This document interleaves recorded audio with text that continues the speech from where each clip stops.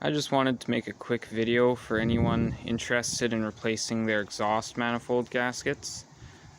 This is a 1979 Volvo 244DL. It's got a B21 carbureted engine. There's a carb right there. And yeah, it's super simple. So you've got your manifold there. All you got to do is disconnect your 5 wires for your spark plugs and your ignition system there. But yeah, it's 13mm nuts. You can see one of the studs here. I guess the previous owner took out or broke off, so I've just got a bolt going there. Replaced it with 13mm. Every one of them should have a washer, except for this one. This one should have a hook for taking the engine in and out of the vehicle. It's right here. They're using that as a washer in here. I'm pretty sure that's factory. I don't think they've changed that.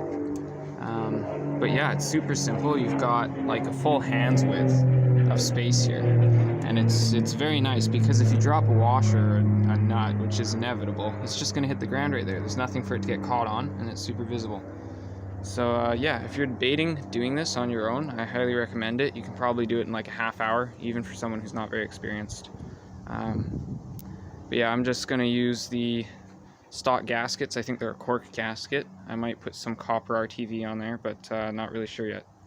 But I'll let you guys know what I decide. So that's what they look like. Not really sure how many exhaust leaks I had, but I know there was at least one that was quite bad. I think it's coming from one of the two cylinders on the back there. Just drop the manifold down. Plenty of space. So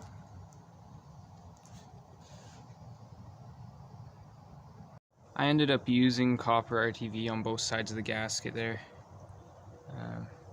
So yeah, hopefully that turns out well. Just waiting for it to cure a bit and then I'll torque it down to specifications.